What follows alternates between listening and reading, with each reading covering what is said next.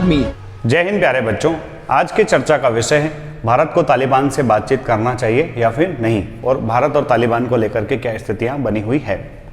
तो बात करते हैं 1990 की शुरुआत में, जब से तालिबान का उदय हुआ तब से लेकर के भारत को तालिबान से लेकर के कोई दिक्कत नहीं थी। तालिबान ने सबसे पहले समस्या कब खड़ी की, जब इन्होंने 1999 में हमारे एक विमान को हाईजैक कर लिया और उस विमान को ले जाकर के इन्होंने कंधार में खड़ा कर दिया। तालिबान ने ऐसा पाकिस्तान के इशारे पर किया था। उसके बाद में ऐसा भी कहा गया कि तालिबान ने हमारे देश में सक्रिय आतंकवादी संगठन जैसे मोहम्मद और लश्कर ए तोयबा को सहायता मुहैया कराई, और इन दोनों संगठनों ने सन 2001 में हमारे संसद भवन पर भी हमले कराए।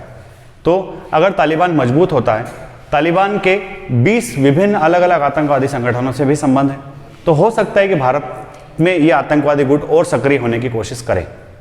किंतु पहले जब शुरुआत में जब तालिबान का उदय हुआ, उस समय तालिबान उतना अनुभवी संगठन नहीं था, और अब तालिबान काफ़ी परिपक्व हो चुका है और उसने कतर की राजधानी दोहा में अपना मुख्यालय बनाया हुआ है। वहीं से अफगानिस्तान के 90% हिस्सों पर कब्जा कर चुका है। उन 90% हिस्सों पर कब्जा करने के बाद वो उस अफगानिस्तान में अपना शासन व्यवस्था लागू करेगा। जब पहली बार तालिबान ने अफगानिस्तान पर कब्जा किया था 1996 से 2001 के बीच, जब उसने वहाँ पर सरकार चलाई थी, तब उसको सिर्फ 3 देशों ने मान्यता दी थी। एक था पाकिस्तान, एक था सऊदी अरब और तीसरा संयुक्त अरब अमीरात। इन तीनों देशों ने उस सरकार को मान्यता दी थी। अब तालिबान भी ये चाहता है कि जब हम अफगानिस्तान में शासन करेंगे तो विभिन्न देशों की सरकारें उसको मान्यता दे कि हाँ, यहाँ पर एक लोकतांत्रिक सरकार है। हालांकि तालिबान का मुख्य उद्देश्य चरमपंथी विचारधारा को लागू करना है। दूसरा, भारत को तालिबान से बातचीत करना चाहिए या नहीं, तो इसका एक और मुख्य उद्देश्य है कि अफगानिस्तान जो कि एक लैंड लॉक्ड कंट्री है, उस अफगानिस्तान में हमने बहुत भारी भरकम निवेश किया हुआ है।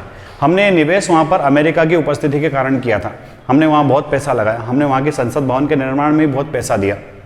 साथ ही हमारे 4 अलग अलग काउंसलेट्स वहाँ पर संचालित हो रहे थे, हेरात, मजार शरीफ, कंधार, काबुल, इन सब जगह हमारे काउंसलेट्स वहाँ पर थे, जो कि ये चरमपंथी घटनाओं के कारण धीरे धीरे उनको टेम्पररीली बंद किया गया है। तो कहीं ना कहीं हमारा व्यापारिक रिश्ता भी अफगानिस्तान के साथ साथ है, कहीं ना कहीं सुरक्षा की दृष्टि से भी हमको चिंता है कि आगे चल करके। और तीसरा, चूंकि भारत एक इतनी बड़ी आगे बढ़ती हुई अर्थव्यवस्था है, तो भारत दूसरे देशों के मामले में भारत को बोलना शुरू करना चाहिए। कुछ लोग ये कहते हैं कि भारत अगर अफगानिस्तान के मामले में तालिबान से बात करेगा तो दूसरे देश हम कश्मीर के मामले में हमसे बात करना शुरू कर देंगे। ऐसा बिल्कुल नहीं है। हर देश उसकी शक्ति और उसकी सरकार के आधार पर आगे बढ़ता है। तो अगर अफगानिस्तान में हमारे इंटरेस्ट हैं, अगर अफगानिस्तान में हमने इतना बड़ा इन्वेस्टमेंट किया हुआ है, कहीं ना कहीं सुरक्षा की दृष्टि से हमको लगता है, तो निश्चित तौर पर अब वो समय है। क्योंकि पहले तालिबान से अगर बातचीत होती है तो उसमें ज़्यादा कुछ बुरा नहीं है। तो हमें देखना पड़ेगा कि हिंदुस्तान के हित के लिए अगर हम किसी से बात करते हैं तो उसमें हिंदुस्तान का फ़ायदा ही होगा। आज के वीडियो में इतना ही, आगे फिर मिलेंगे। जय हिंद, जय भारत, इंकलाब जिंदाबाद, भारत माता की जय।